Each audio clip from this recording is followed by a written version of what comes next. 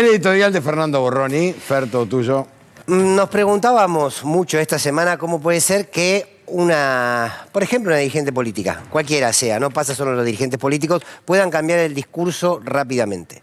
Puedan, de un tiempo a esta parte, sostener, por ejemplo, un discurso anticuarentena, un discurso antivacuna, un discurso de desprecio por la vida, y cuando pasa el tiempo tienen un discurso que es lo antagónico, que es salir a decir, bueno, ahora hay que ir a buscar a la gente en la casa, hay que vacunarnos en la casa. ¿Cómo puede ser que una sociedad, que el pueblo argentino esté sometido a ese tipo de discurso, a esa manipulación? ¿Se acuerdan, por ejemplo, de Patricia Bullrich? La Patricia Bullrich de comienzo de la cuarentena, cuando iba a las marchas anticuarentena generadas por ellos, recordémoslo, para ver cómo después se puede cambiar de discurso con tanta facilidad. Decirle al presidente que la cuarentena puede que no exista para él, pero existe para miles de trabajadores, de gastronómicos, de gasistas, de plomeros, un montón de gente que está realmente pasándola mal, un montón de gente que está sin trabajar. 3 meses de cuarentena y 3 meses más en la que la gente está sin trabajar. La verdad es que nos hubiera gustado mayor comprensión.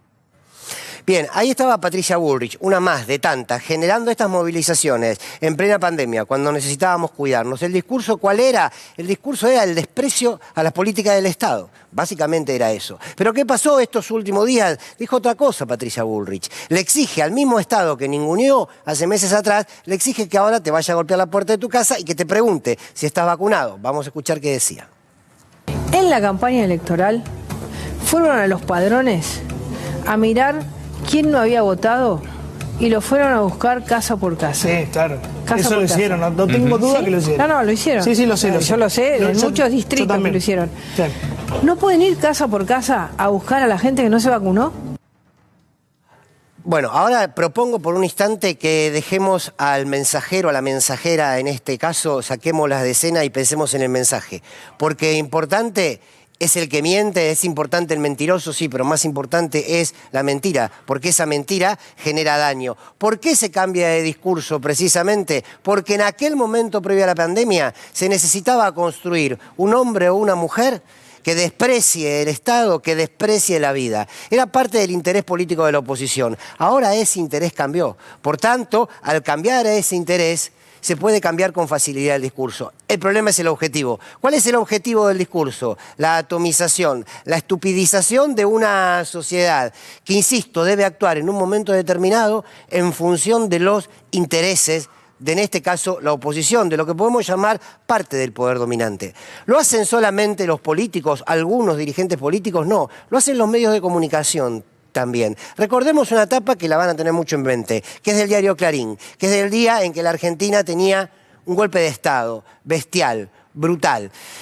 La primera etapa, la van a recordar, decía nuevo gobierno, pero después hubo otra, que dice arriba, ahí lo están viendo, total normalidad, y abajo las Fuerzas Armadas ejercen el gobierno. No se hablaba de golpe, no se hablaba del comienzo de una dictadura, no se hablaba de la violación de una democracia, no. Era un nuevo gobierno. ¿Por qué? Porque en ese momento había que construir un orden determinado a un hombre y una mujer que se vaya adecuando a la época en que se vivía. ¿El problema es Clarín que miente? Sí, claro, pero el problema es que generó la mentira. Y después, la democracia. ¿Cuál fue la etapa de Clarín? Cuando comenzó la democracia en la Argentina, llegamos. Y la pregunta es quiénes llegaron, porque Clarín no llegó a la democracia. Precisamente la democracia la construyeron todos aquellos que resistieron a la dictadura, que el medio Clarín ocultó esa resistencia, ocultó la represión de la dictadura y sin embargo, cuando se llega a la democracia, dice, llegamos. Bien, ¿por qué estos ejemplos?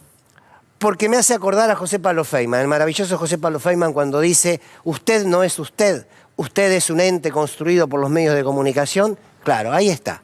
¿Cómo van construyendo hombres y mujeres determinados para un orden determinado? El problema no es solo el mentiroso o la mentirosa o quienes mientan. El problema es la mentira. La batalla cultural se da en contra de esa mentira. Me parece importante entonces, como reflexión final, hacer ese ejercicio. Un ejercicio donde dejemos todo el día de hablar y de denunciar exclusivamente a los títeres para empezar a hablar de los titiriteros y del objetivo. El problema es el objetivo. ¿Por qué dicen lo que dicen? Los mentirosos suelen desaparecer de la historia. La mentira no. La mentira en muchos casos construye la historia.